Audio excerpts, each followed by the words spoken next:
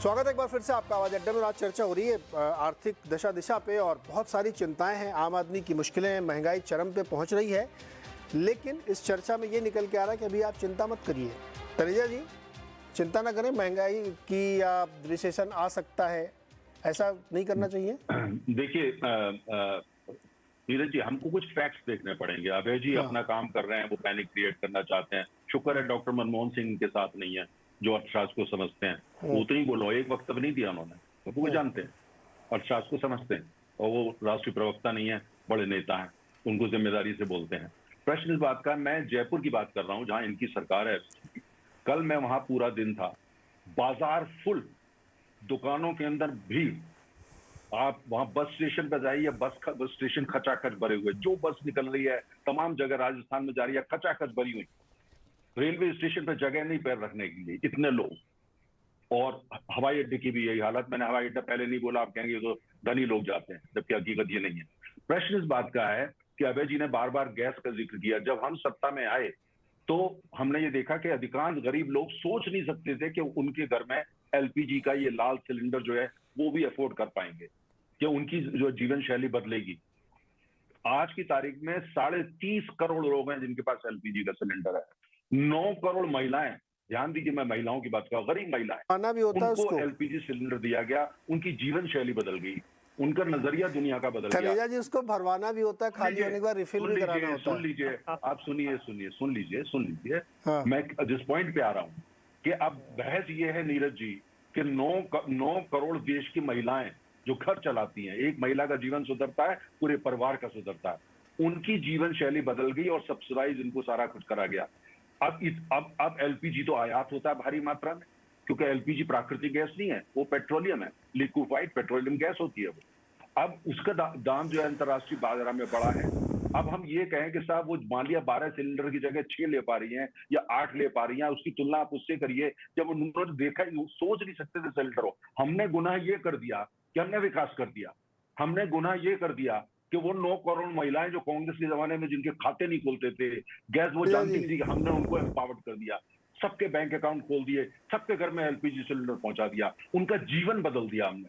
ये हमको इसके लिए कटघरे में खड़ा करते हैं कि आपने जीवन क्यों बदल दिया। ये तो खाली धनाढ़ लोगों का था, एलपीजी सिलेंडर तो हम खाली मिडिल क्लास तक देते थे, बैंक अकाउंट तो हमने 67 हम खोलते नहीं थे। इनकी अब ये परेशानी, ये इसलिए हमको कटघरे में खड़ा करते हैं कि आपने बैंक अकाउंट सुनिए। नहीं, एलपीजी सिलेंडर सर, समय कम इससे। क्या एलपीजी सिलेंडर हमने दे करके गुनाह किया? नहीं, गुनाह नहीं किया आपने, बहुत अच्छा काम किया है और इसकी सभी लोग तारीफ कर रहे हैं। पर उज्ज्वला योजना की तारीफ कर दिया, सभी लोग करते हैं। गरीब के लिए कल्याण क्यों कर दिया? नहीं तनेजा जी, बात को समझने के लिए सर सुनिए ना, सर समय कम है।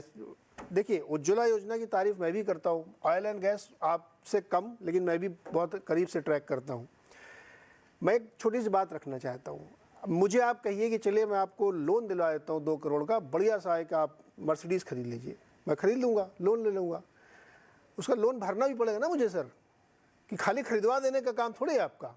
मैं ये कहने की कोशिश कर रहा हूँ कि ठीक है आप चीज़ें दे रहे हैं, लेकिन उसके बाद उसकी जो महंगाई से हमको दिक्कत हो रही, उसका भी निदान आपको ही करना पड़ेगा। नीरज जी, एक लाइन बोलूंगा, ज्यादा नहीं। हाँ, आप जो कह रहे हैं, देखिए, आप पैनिक का शब्द का प्रयोग नहीं कर रहे, लेकिन आप एक्सट्रीम में देख रहे हैं, और वो मतलब वो हकीकत नहीं है। हकीकत यह है कि दुनिया भर में आज आर्थिक चुनौतियां हैं, क्योंकि हम भी दुनिया के हिस्सा है, हमारे सामने भी हमारे हिस्से की चुनौतियां हैं, और हमारे फंडामेंटली स्ट्रांग है। आम आदमी जो है, हाँ अभय जी, समय कम है, संक्षेप में। हाँ अभय जी बोलिए।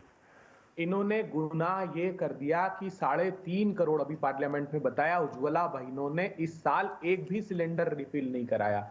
2 करोड़ 86 लाख उज्ज्वला बहनों ने सिर्फ एक सिलेंडर वर्ष भर में लिया है। इन्होंने गुनाह ये कर दिया कि 84 करोड़ लोगों की आमदनी घट गई। इन्होंने गुनाह ये कर दिया कि 12 करोड़ लोगों के रोजगार छीन गए। और जो साकेत जी कह रहे थे ना, वो भी बड़ा गुनाह किया। 142 लोगों ने 30 लाख करोड़ रुपए कमा लिए और 60 लाख एमएसएमई परमानेंट बंद हो गए। ये गुनाह आप लोगों ने किया। आप राजस्थान का जिक्र बार बार कर रहे हैं, देश के कई प्रांत हैं। मैंने अब जब भी मध्य प्रदेश का डेटा देखा तो 4 महीने से सेंट्रल नेशनल स्पॉन्सर्ड स्कीम का 0 पैसा केंद्र सरकार से। मैंने जब पूछा फाइनेंस के सेक्रेटरी से तो उन्होंने ये बताया कि साहब अगर मैचिंग ग्रांट नहीं आती है तो हम अपना पैसा भी खर्च नहीं करते हैं। ये प्रांत दर प्रांत अंदर की स्थिति है, इस पर पर्दा मत डालिए। आप देश के साथ ये धोखा करना बंद कर दीजिए।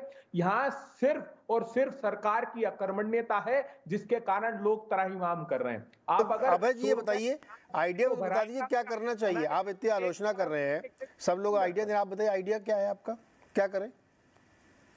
देखिए नीरज जी, मेरा साफ आइडिया है हाँ। कि आपके जब दाल का उत्पादन इंडिजीनियस जो हमारा जितनी आवश्यकता है उससे भी अधिक हो रहा है, फिर दाल 200 रुपए क्यों हुई? तो ये सीएसईपी बता रहा है, इनका लागत और मूल्य आयोग, कि बड़े व्यापारी ऐसे समय खरीद करके बाजार में डाल रहे हैं जब किसानों की फसलें आने वाली होती। बड़े व्यापारी नहीं, सरकार खुद भी, उनका तो आरोप मोदी सरकार पर है कि जो आप प्रिक्योरमेंट करते हो वैसे समय उतार देते हो, जब फसलें आने वाली प्राइसेस क्रैश होती और किसान की आमदनी 27 रुपए रह गई। आप बताइए ना, ईडेबल ऑयल में कौन 2 बड़े व्यापारी कूदे?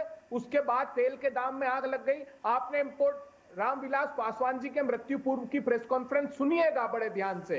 उन्होंने इस बात का आगाह किया था कि आप बड़े लोगों के कारण जो टेम्पररी इंपोर्ट पर रोक लगाई वो दाम बढ़ाएंगे और तेल के दाम में आग लग जाएगी। तो देखिए जी अभय कुछ जी, कारक, अभय जी ये वाला जो तर्क है ना आपका, कमोडिटी प्राइसेस का जो इम्बैलेंस या बैलेंस है, मैं इस पर थोड़ा सहमत इसलिए होता हूँ क्योंकि ये मार्केट ड्रिवन होता है। शुगर में भी तो बहुत सारे इंडस्ट्रियलिस्ट हैं, बहुत सारी सरकारें हैं, उसके प्राइस भी कंट्रोल होते हैं, तो उसमें क्या स्थिति बन रही है आप देखिए ना। एक्सपोर्ट के लिए सब्सिडी देनी पड़ रही है आपको, तो वो आपके कंट्रोल में नहीं है, तो आप उसको उतना ज़्यादा पिक्चर मत पेश करिए। साकेत जी आप कुछ कहना चाह रहे थे?